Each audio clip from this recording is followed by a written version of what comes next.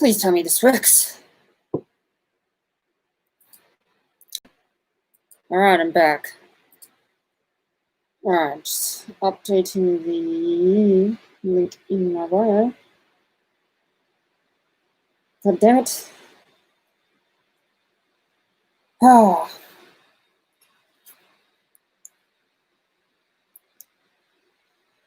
All right, we're back online. Come join. If this stream fails, then I will go back to Instagram and do tonight's stream all live on Instagram and upload it to YouTube at a later stage. So fingers crossed that this works out.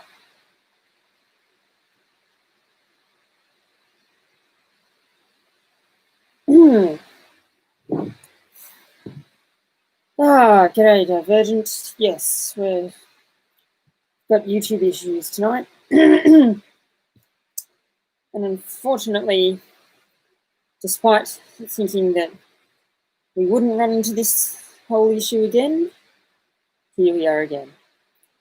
G'day Albert. All right.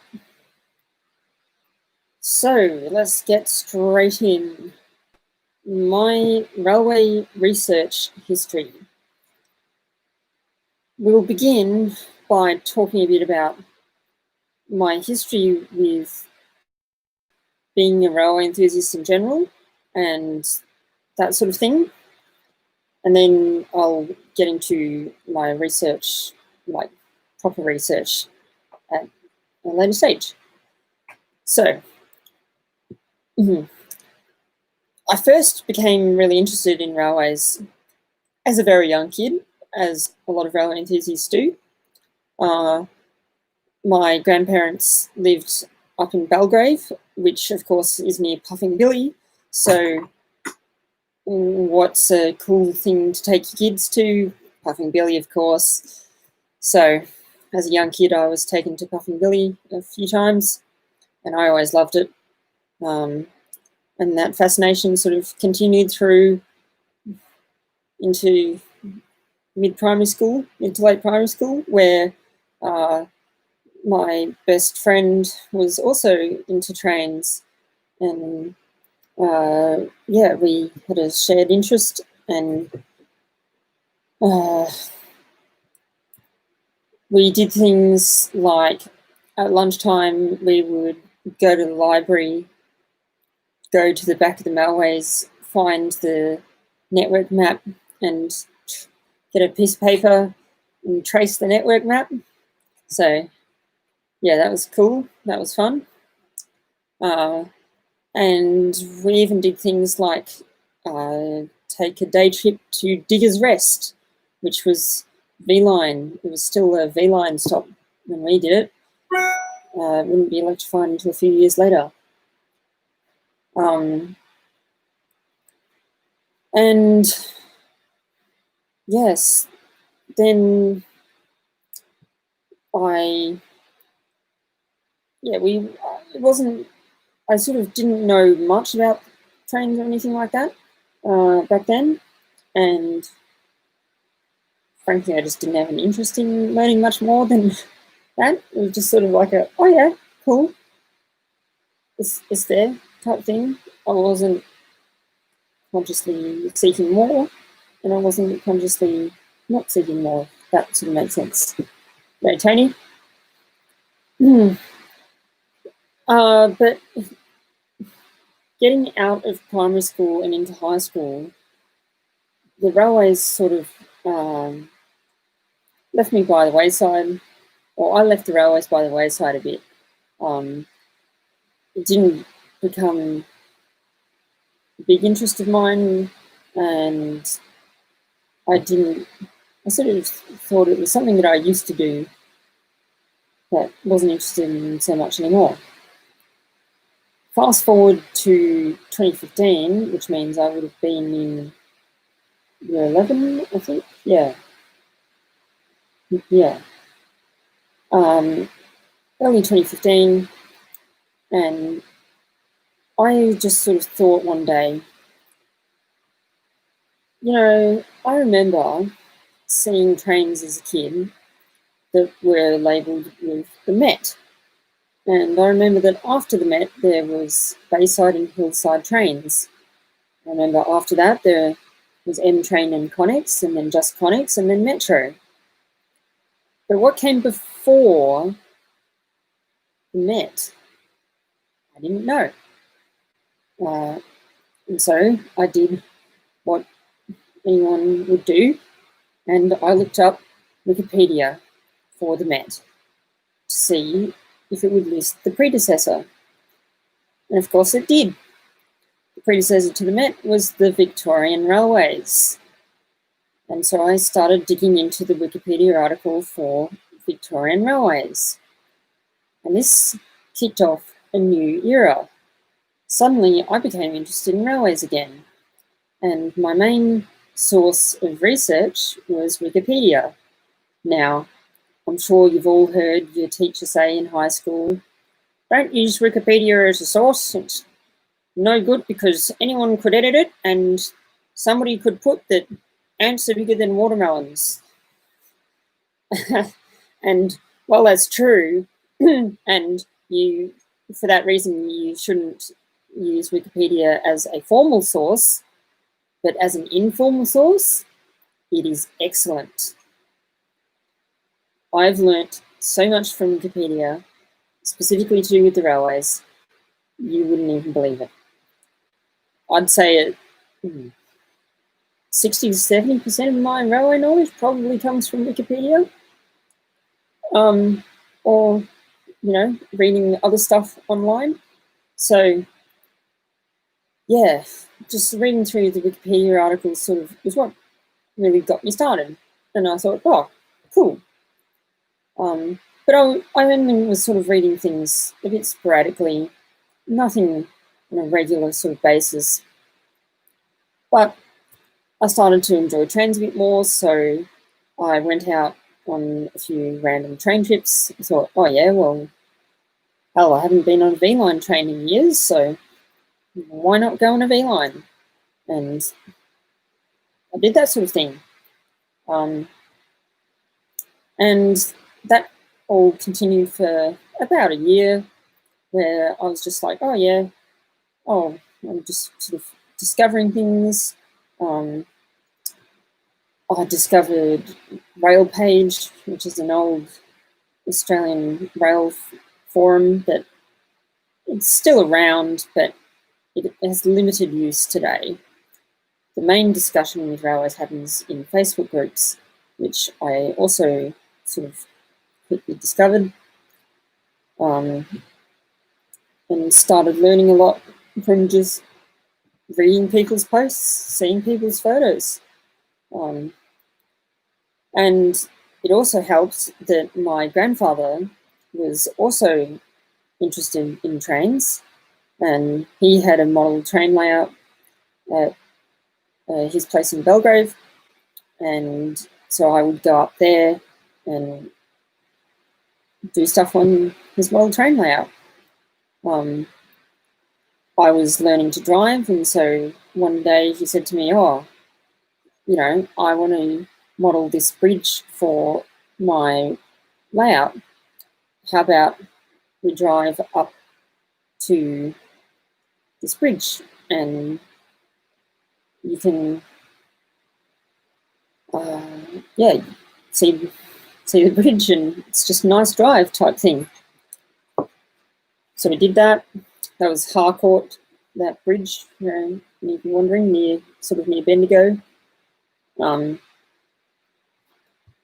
And so, yeah, slowly but surely my interest was building, and I was taking more and more photos of railway-related things.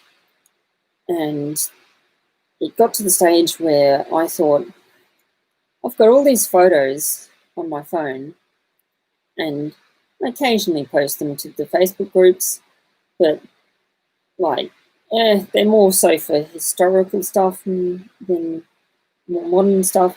So I thought, okay, I've got a bunch of these things, these photos of trains, and I want to have somewhere to put them regularly.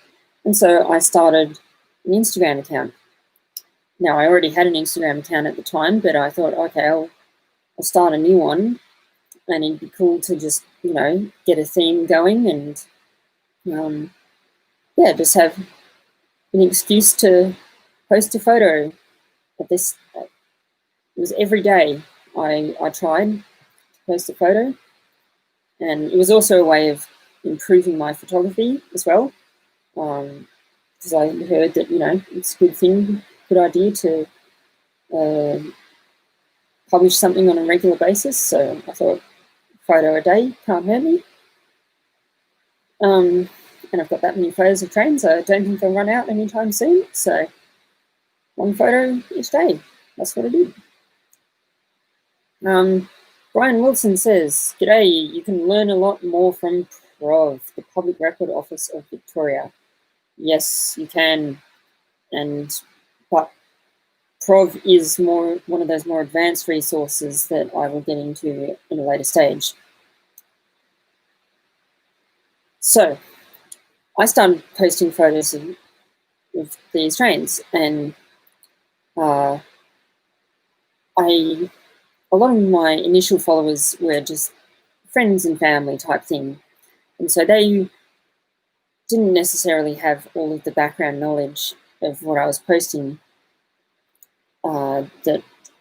So I started writing captions that sort of just explained everything and explained a bit of the history about what I was posting, and got more and more elaborate as I dug deeper and deeper. But I was posting photos every day, and most days I was providing some sort of history along with that. And it became sort of my thing on Instagram. I was the person who wrote about railway history every day. That was very fun. That account was called Rail Nerd, and it's still around if you search for it on Instagram, although I don't post there anymore. Yeah. And so that's sort of what the Instagram account is, what really kickstarted my research, the real research side of me.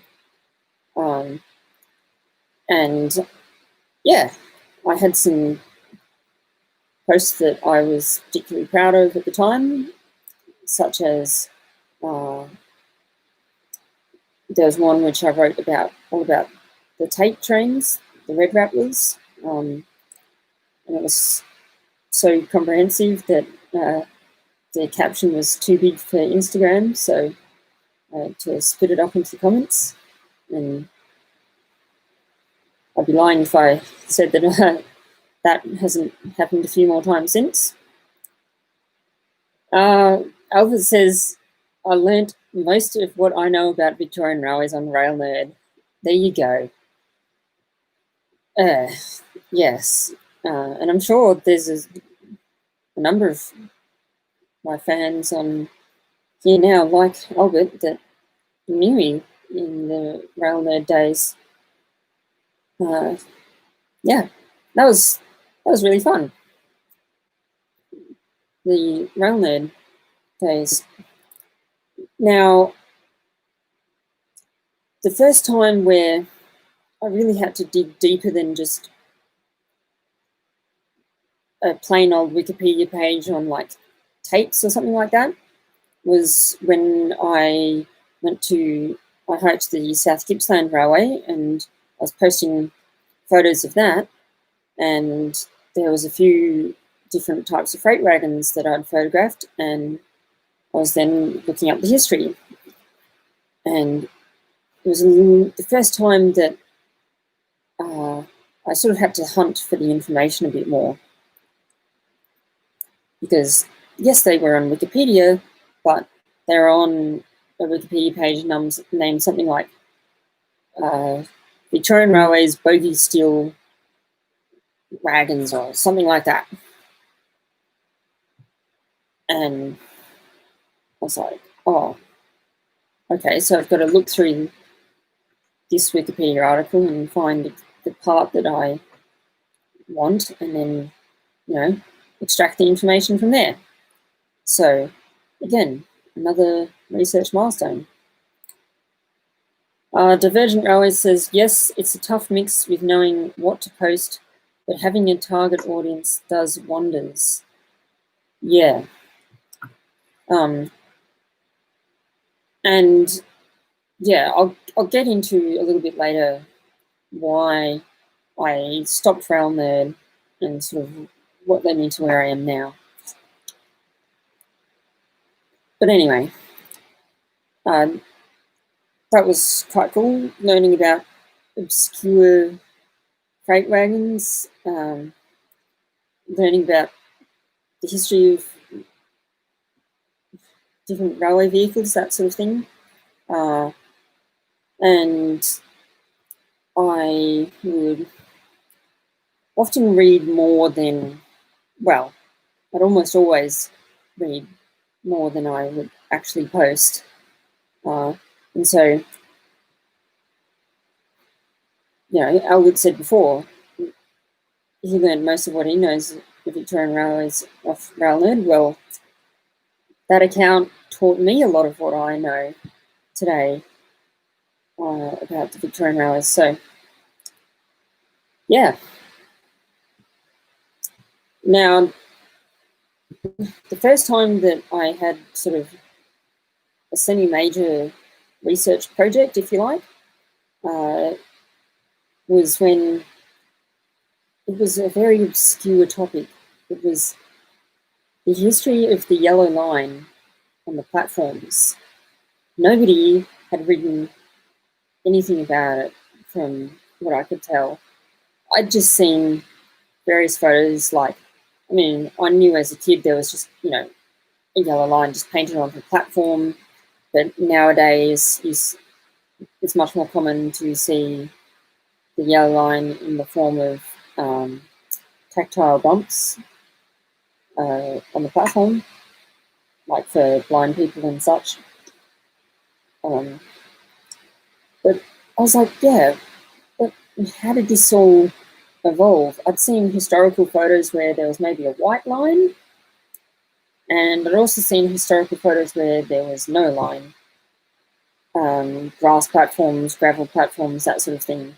So I really wanted to look into, okay, what is it that made them change? What made them change from nothing to a white line to a yellow line? When did that happen? What was the transition period like?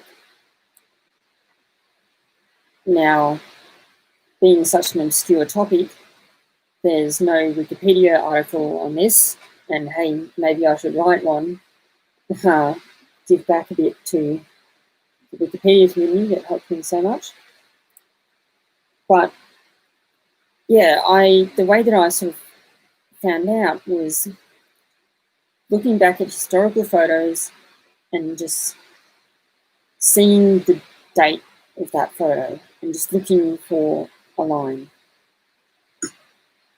And I found various dates, roughly. And I thought, okay, I'm going to look at the busiest stations in the network, so Flinders Street, Southern Cross or Spencer Street. So I thought, okay, they're going to have lots of photos, because in another random station, there might be a gap of a few years that I'm able to find photos of the platform. And besides, it's not going to be rolled out all at once. So, yeah. Looking back through old historical photos, and in more recent times, looking back through Marcus Wong's photos. I'm sure if you're a Victorian Railways researcher, you know of Marcus Wong. He's a prevalent researcher, and yeah, I regularly read his blog post. His website is called like Rail Geelong or something like that. And he's also got like Wong M. Yeah. Google him, you'll find him. Good stuff. But yeah, looking back through his photos, finding, oh yes, that's a photo of Spencer Street Station, and here's where the yellow line started to come in. And I collated all this information, wrote it in my notes, and eventually published it on Instagram. And I was pretty proud of it because it obviously took me a long time, but waking up in Geelong, that's his website, that's his blog. But yeah, I also recognise that the history of the Yellow Line is a fairly damn obscure topic. But anyway, throughout this time, I was posting more on Facebook and getting more information there. And I would also participate in other people's posts where if they asked a question and I knew the answer, I'd respond. And if I didn't know the answer, I would try and find out myself because, hey, I would like to know too, and then share it with the rest of the community. And in doing all this, I guess you could say I started to get noticed by other researchers. And yeah, there was this one researcher in particular who I've spoken about it a couple of times in the past, but he ran the Rail News Victoria magazine for a few decades. Lots and lots of research went into that over the years. But yeah, we sort of started communicating firstly because I posted a photo, and in typical rail community, whatever you want to call it, style, I got a bit of an attack. Now, I can't remember exactly what the attack was about. I'm sure he will remind me, but yeah, this guy sent me a message and just said, don't feel too bad. You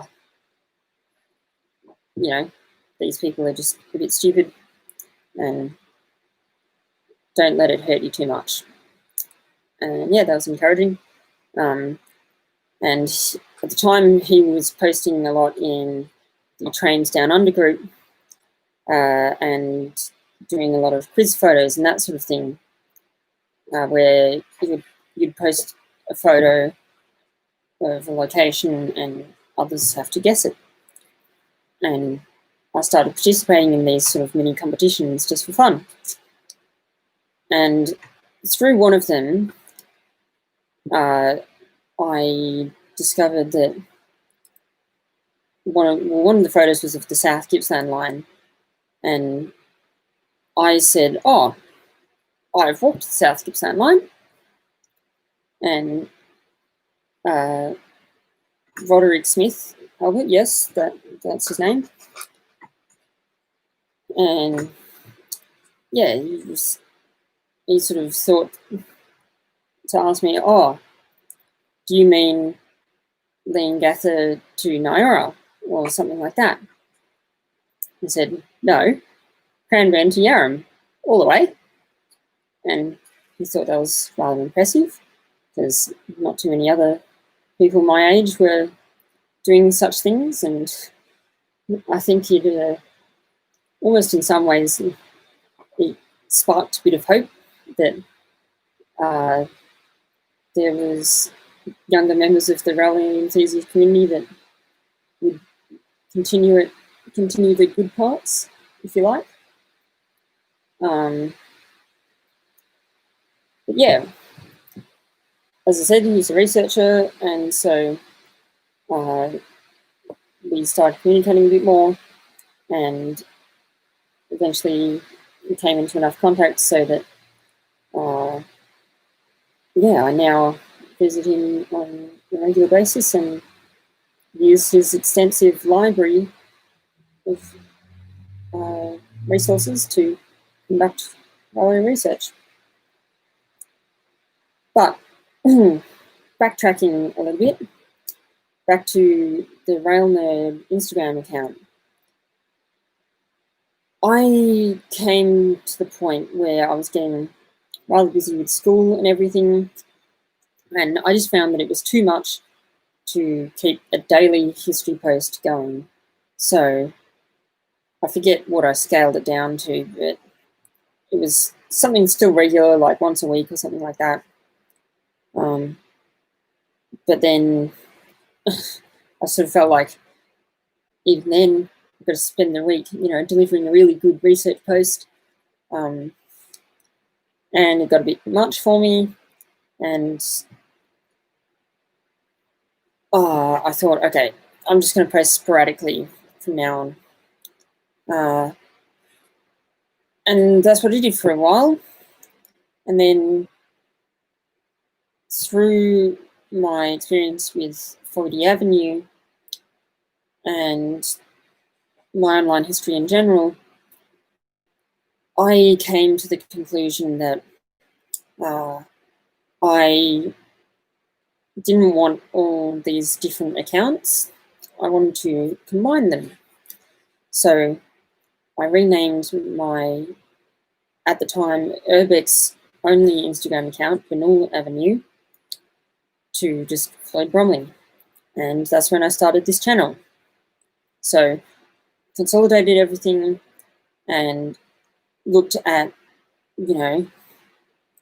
what my interests are and where I wanted to take my own interests in the future, and decided that, yeah, that's the way to do it, is to consolidate everything into one place, and then I can weave into the different sides of things and, combine stuff. I can combine urbex and railways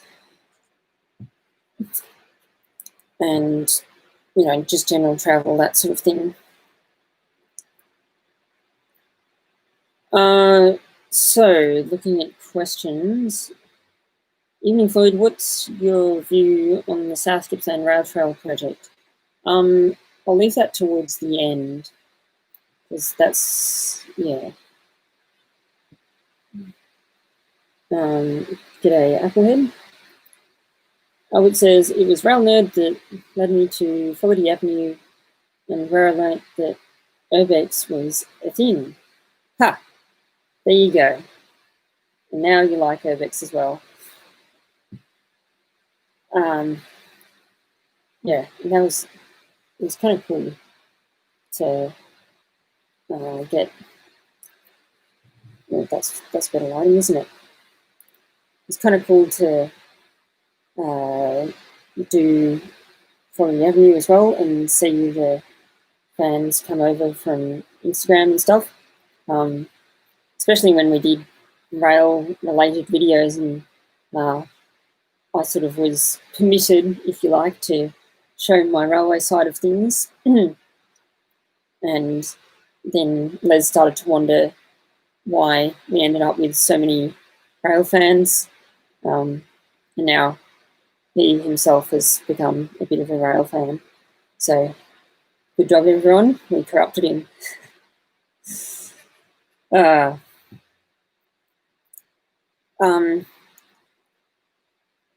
So yeah, in terms of where I mainly publish my research today, I don't really intend to do history posts on Instagram, but I do intend to incorporate rail history into this YouTube channel more so than I have, and hopefully in a month or two, I'll be off uni and I will be able to put a bit more time into this channel. But yeah, my other big, well, I'd say this was my, even though this wasn't a pure research project, this was definitely my biggest railway-related project in the past, which I've talked about before, which is my map of all railway lines in Victoria.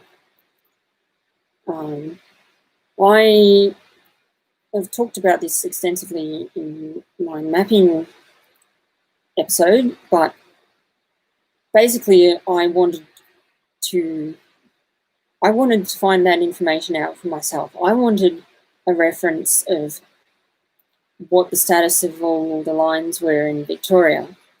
And this is what happens when you get into a high enough stage of research, is that you come up with a question and nobody has the answer. So you've got to find the answer, and that's the fun of it. You've got to create the answer, I should say. But yeah, so I created that map, and it took me a long time, and there was a bit of actual research done, because not all the lines you could see from satellite view. You had to find out, you know, like, is some of them it was hard to tell, is the track still there? Or is it just the alignment?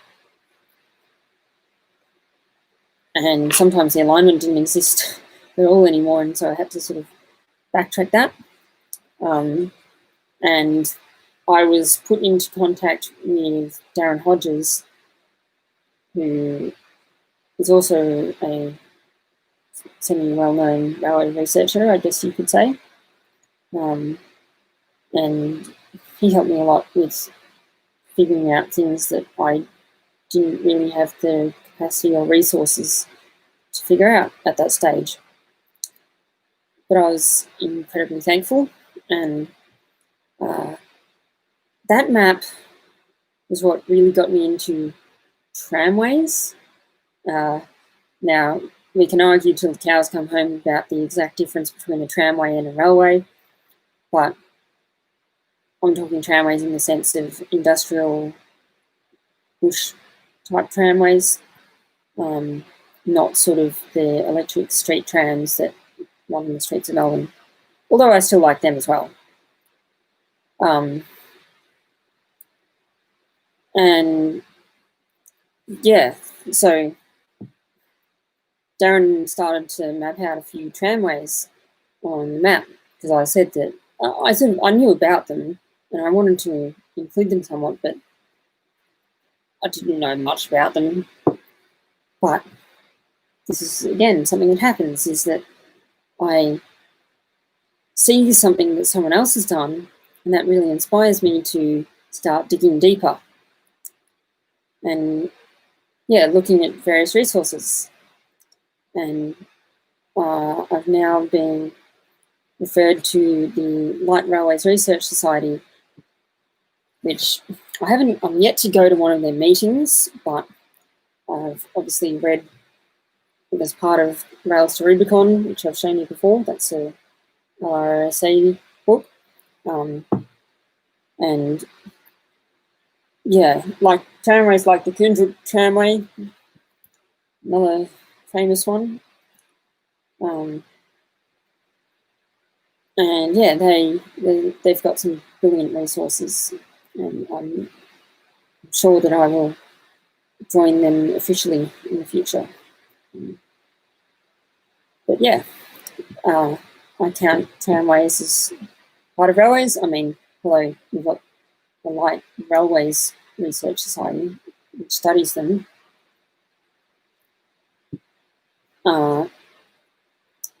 So yeah, in terms of my modern day projects, I could use anything from old magazines to, dedicated books like Rails to Rubicon. But a lot of the time it's sort of like you spend 90% of your time just trying to find what you're looking for, and you get heavily distracted along the way, and you'll often give up for the night, and then you'll be trying to look up another thing another day, and you're flicking through an old Victorian Railways magazine, and you go, oh, there's an article on what I was searching for a month ago. That would have been handy to find a month ago, but hey, now I found it now. So that's just the way things roll. And yeah.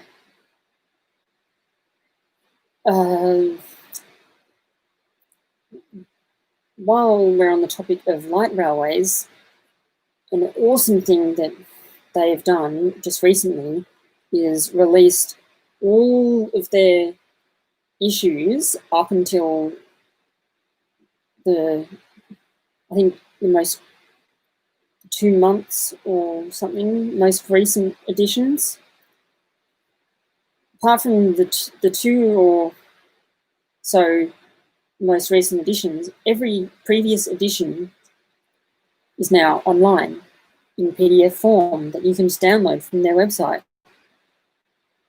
And they're generated from the originals as much as possible. So the awesome thing about that is no more manually flicking through magazines, although, hey, you're welcome to still do that. That's still fun. But if you want to find something quick, you can do a proper search of all of their magazines, and I'm talking searching their content digitally. So, for example, just recently I was trying to find out information on the Yan Yan Reservoir tramway, and so I searched for Yan Yan Reservoir, and sure enough, in this issue of winter 1967, I've still got it up on my screen, there was an article on the Yan Yan Reservoir tramway. And so, yeah, that sort of thing is awesome. And it's a great resource, and I highly encourage you, if you are interested in that sort of thing, to just download them all, like I did.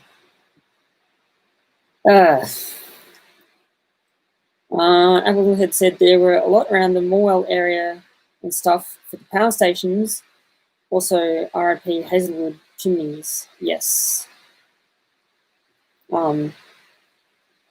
You're thinking of the Lawn area tramways. They are mostly documented on my map, which I'll put it in the chat just for good old sake. There's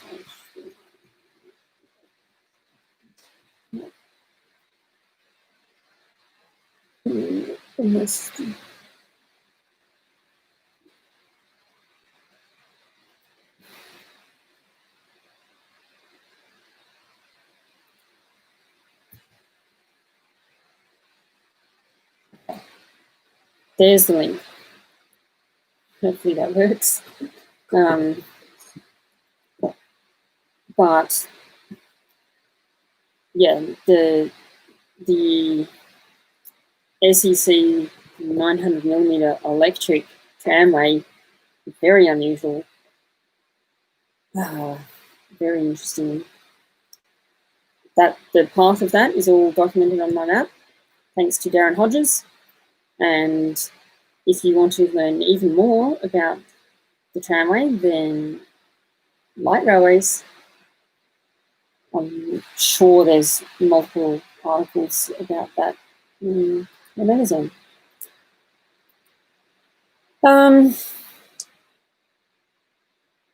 Yeah, so Applehead says, yeah, there were heaps that line that were around Spotswood Newport area. Yeah, that you're thinking more about sidings rather than tramways specifically. But yes, there were lots of stuff.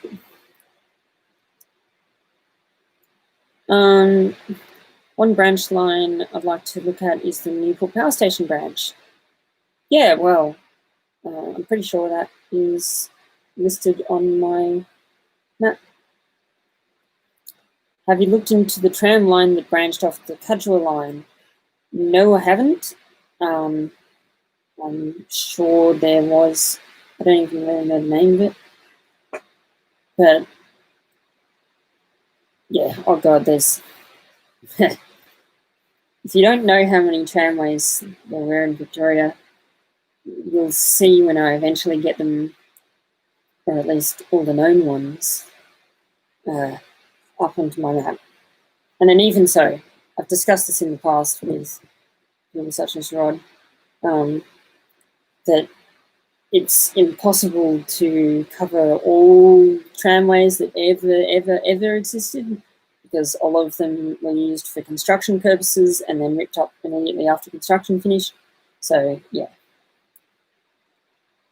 Ninian Reservoir Tramway was sort of like that, but you'll see. I'm making a video on it soon.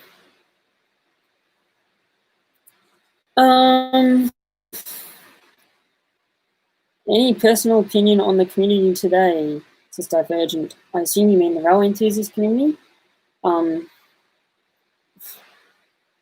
In many ways, it has never changed. There's still going to be the people who are a bit nasty and want to attack you for asking a basic question, and then there are always going to be the people who just want to help. My recommendation for a Facebook group is, it's now called, I'm pretty sure, Railways in Victoria Past and Present. It's formerly called Victorian Railways History (Australian). But that group I found is the best one for Victoria. It's got the best blend of research, admins that will crack down on things that need cracking down on, and they will allow things that can just pass. It's a well-managed group, and I've been on some other groups such as Trains Down Under that were not so well managed. Yeah.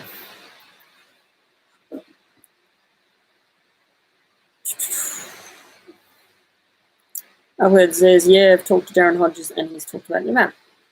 Cool. I haven't actually met Darren Hodges in person, but I should go down to Stratford and meet him one day.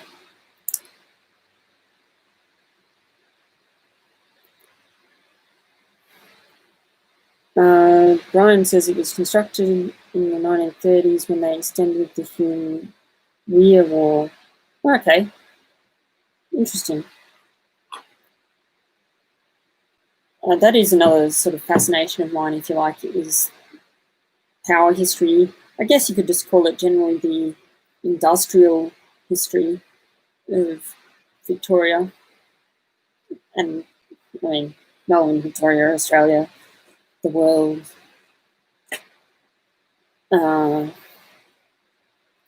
Yeah. Now, somebody mentioned a while back about PROV, the Public Record Office of Victoria. Yeah, they hold a lot of very good resources. And as a relative beginner, you can look back through the PTC photo collection and get some good stuff out of that. Beyond that, diving into actual physical records, you've really got to know what you're looking for. But yeah, absolutely, PROV is a very valuable resource.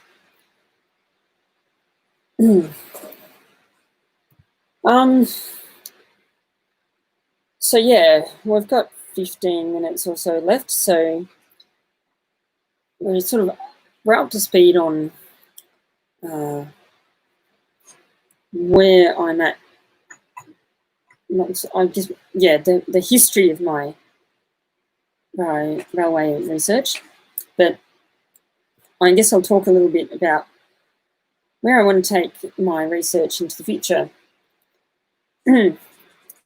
Well, one thing I want to do is present history in a video form, because I feel like that's the most accessible, if you like. I will still absolutely type stuff. I have had a couple of articles over the years published in Israel, but I'll probably write some more articles in Israel and other magazines in the future. So yeah, there you go. There's something I hope to do. But my main focus is going to be on railway history in a video form, specifically Victorian railways, but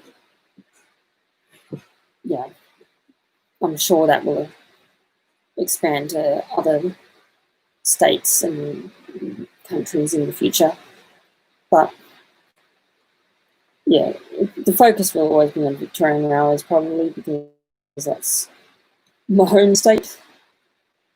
But yeah, the tricky thing with videos is that if you do everything on the day of filming, if you like, then you're prone to errors. And yeah, it's sort of baked, it's very much baked in stone. So you could be putting out misinformation, which is something that you want to avoid if you can. But yeah, so misinformation if you do everything on the day. But I also find that if I've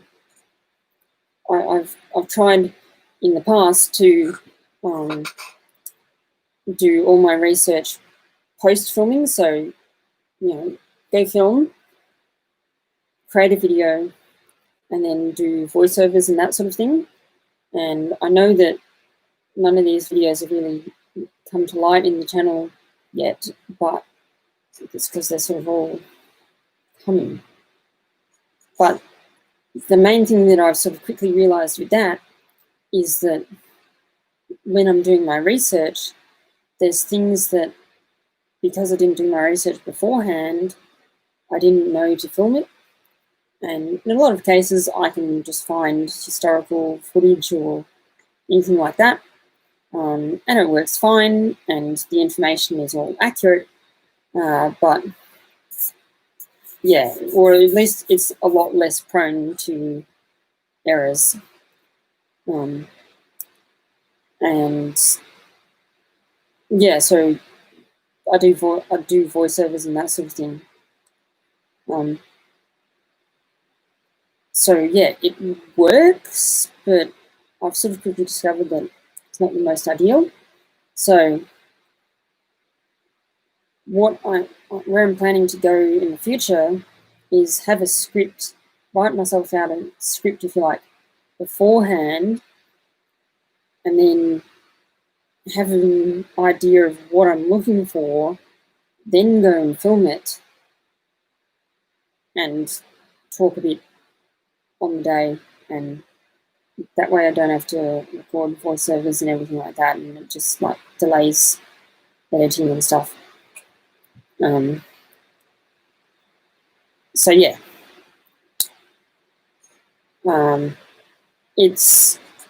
that's how I think I will proceed in the future. And so the two main projects that I'm working on at the moment is Rubicon, looking at the tramways to do with the power stations there. I'm finishing off my research, then I'm going to write a script and shot list type thing.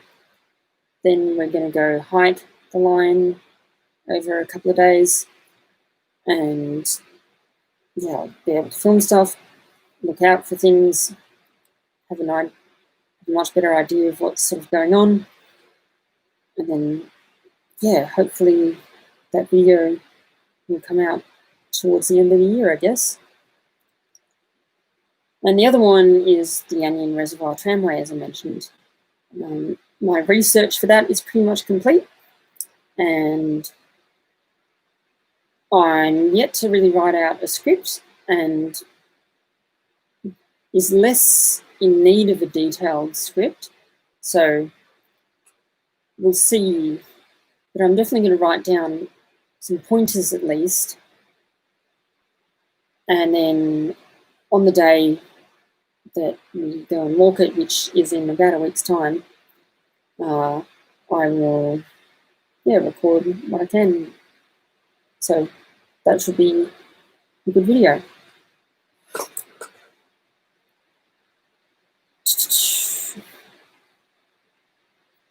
For a video project of this size, you would need a production team, says Brian.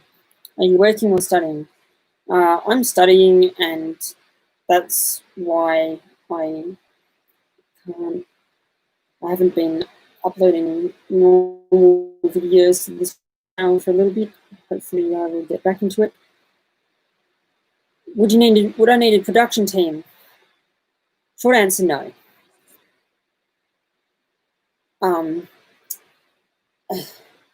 And this is sort of something that I've been thinking about over the past little while. It's like, if I had a movie type budget, just theoretically, could I benefit from a production team type thing? It's like, yeah, but I kind of enjoy doing it all myself. That's half the fun. I've got a tripod. I've got friends. All that needs to really happen is I can set up all the gear myself, get a friend to stand in the position of me, and then swap, and then they can just hit the record button, and I can start talking, and I can do the rest. So, but even if like I'm going somewhere completely on my own, it's not too difficult to just hit the record button and then run in front of the camera. So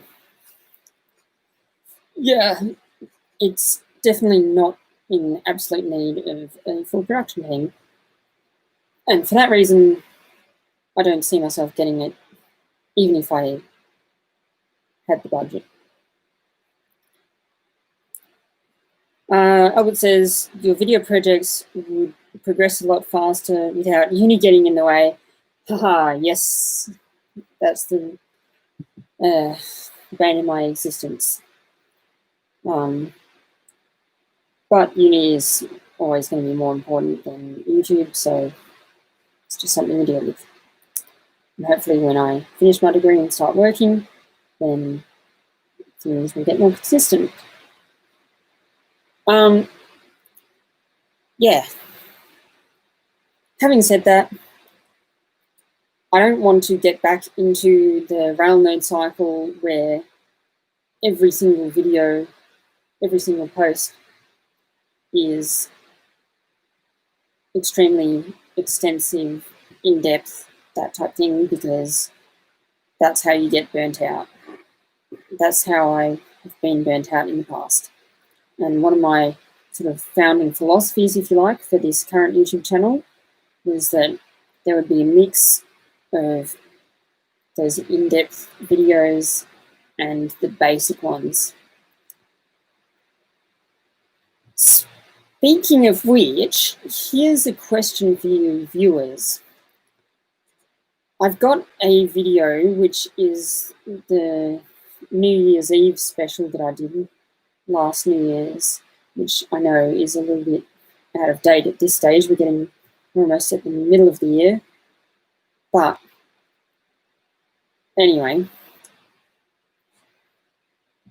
that video is half done, but it's still got a lot of work that needs to go into it. Would you rather me finish that video and however long it takes and release that, or put a pause on that one for a little bit and just put together a real basic, like 5 to 10 minute urbex video type thing, basic explore, real easy to edit, and I can have it out fairly soon. Would you rather have a basic video out soon or wait a bit longer for the extensive video? Obviously, if I do the basic video, then the extensive one is going to be pushed back a little bit, but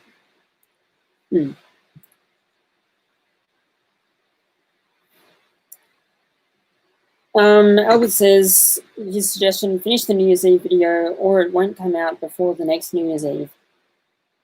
Yes, good point.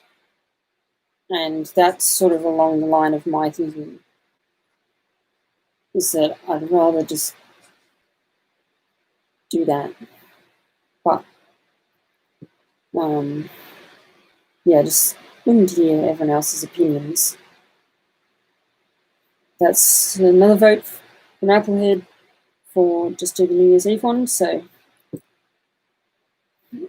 yeah, looks like that's probably what we're going to do.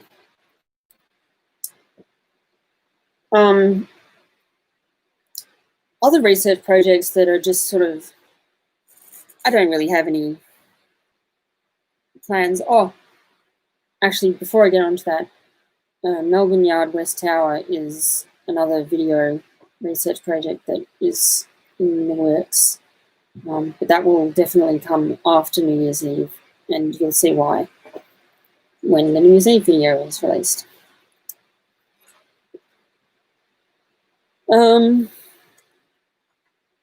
And so, yeah, other little research projects that are sort of on the back burner. If I come across a source for one of these things, then great. If I don't, no big deal. Just I'm sure that I will just come across it as I go. But things like various special trains and special purpose wagons, that sort of thing. Station buildings. I would like to find out more about the history of station buildings. Other tramways in general, I guess. Adding slowly but surely, adding tramways to my network status map, which, by the way, you'll notice that I've recently added a few extensions to the Powelltown tramway, and that was primarily because I just happened to come across a resource that gave me some good basic info. So I thought, okay, cool, I've got it here, I'll just use it. And I've actually started a couple more maps. The first one is a station status map for Victoria. Again, just another resource which nobody has really compiled, and it's something that I want, so that's slowly but surely coming together. And a network status map for Tasmania is in the very, very early stages. I've done a couple of lines there, but again, I just happened to come across a few good resources, and so I made a start. But yeah, you could also start building your network status map in Queensland. Yes, that's a good point. The only thing that sort of put me off Queensland a little bit is the length of some of the lines, but you could argue that Tasmania has got a lot of lines as well. They're just, a bit more wiggly. And so I've got to spend more time there. Because it's much easier to construct a long straight line than it is to construct a short wiggly line. And there are other people who have done similar things in the past, but not to my exact needs. So I'm building these resources for myself, and others can benefit from them. Brian said, if you had the opportunity to join with the production team, would you? I'm going to interpret that as it's not my production, but I'm working on somebody else's production. In which case, yeah, absolutely. And actually, Les did a bit of film school, and I helped out with a few of the productions, with some of the projects for his film school. So, although it's not a professional production team, it's on those lines. So, yeah, I would definitely sort of go look and see what they're doing. But I do have an upper limit to my productions, I guess. And okay, yeah, maybe this will change in the future if I've got a much, much bigger budget, but we'll deal with that if and when the time comes. But for the meantime, I'm not really interested in like getting movie spec productions. I'm just sort of getting 80% of the way there. There you go, you work a lot with student filmmakers. So yeah, there's a lot to learn. There's a lot of good things that can be learnt from production teams, but at the same time, I'm not really interested in producing films in the traditional sense. So yeah, there's only so much of production teams that are going to apply to what I want to do. Anyway, we've clicked over the hour mark, so unless anyone has some last minute questions, I will wrap it up. Next, I don't know what the next live stream topic is going to be, but let's just look at my list and see if there's anything. I might talk a bit about my general online history, or maybe my other interests that aren't so much explored on this YouTube channel. There's a bunch of shorter discussions that I would like to have. Yeah. We'll see. I'll announce it in 2 weeks' time. Anyway, thanks everyone for watching. Hope you enjoyed, and we'll see you in 2 weeks' time. And I'll get onto that New Year's Eve project eventually. Anyway, thank you again. See you.